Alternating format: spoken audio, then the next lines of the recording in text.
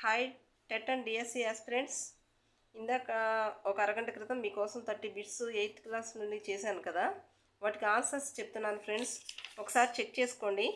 మీ score ఎంత వచ్చిందో నాకు కమెంట్ చేసి చెప్పండి ఫ్రెండ్స్. చూడండి, ఫస్ట్ దానికి ఆన్సర్ 3 అంటే ఆమ్లెట్తో సంది అనమాట. అక్కడ ఇక్కడ రెండో పదాన్ని ఆమ్లెట్తో అంటారు. ఆమ్లెట్తోనే ఆమ్లెట్తో సంది అంటారు. స్థలము వికృతి వచ్చేసి తలము. జెండామాన్ ఇస్మాయిల్ రచించిన శతకం నగజా శతకం. ఫోర్త్ వన్, కారణాన్ని ఉపయోగాన్ని సాధనాన్ని గురించి చెప్పే సందర్భంలో ఉపయోగించే విభక్తి ఏమిటి? అది ఏ విభక్తి? తృతీయ విభక్తి. చరణాభివాదం విడదీస్తే చరణ ప్లస్ అభివాదం సవర్ణ దీర్ఘ సంధి వస్తుంది ఫ్రెండ్స్, చెక్ చేసుకోండి. గుండ్లపల్లి నరసమ్మ రచించిన శతకం వరదరాజ శతకం. 7th బిట్, పాత్రలు, నేపథ్యం, కథనం, జీవిత వాస్తవికత చిత్రణ కలిగింది ప్రక్రియ కథానిక. 8th బిట్కి ఆన్సర్ చూడండి ఫ్రెండ్స్. సంస్కృత ప్రాకృత భాషల నుంచి వచ్చింది ప్రకృతులు అంటారు. ప్రకృతి వికృతి అంటాం కదా, దానిలో ప్రకృతులు. పాడరా ఓ తెలుగువాడ. ఈ గేయ సంపుటి రచించింది లక్ష్మీనారాయణ. జంట కవులు ఎవరు? 10th బిట్, జంట కవులు Divakarla Tirupati Shastri, Chellapilla Venkata Shastri. Next 11th bit, తనను గురించి తాను చెప్పుకునే సర్వనామాలని ఏమంటారు? ఉత్తమ పురుష అంటారు. తనను గురించి తాను చెప్పుకునే సర్వనామాలని ఉత్తమ పురుష అంటారు. బ్రతుకు కొరకు తెరువు, దీనిలో సమాసం కొరకున్ కై అంటే ఏంటి? చతుర్థి విభక్తి.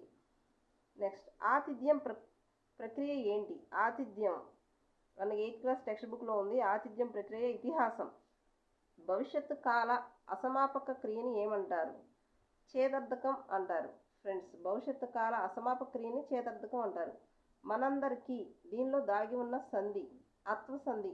మన ప్లస్ అందరికీ. మన అని విడదీసినప్పుడు పూర్వ పదంలో ఆ ఆకారం పలికింది, పరపదంలో మొదటి పదం అందరికీలో ఆ ఉంది, అత్వ సంధి. భాంగ్రా అనగానే పంజాబ్ గుర్తుకు రావాలి ఫ్రెండ్స్. నెక్స్ట్ 17th, మంచి మాటలు మాణిక్యాల వలె చెవులకు అలంకారం అవుతాయి. ఉపమా అలంకారం. వలె అనేది ఉపమా వాచకంలా పనిచేస్తుంది అన్నమాట.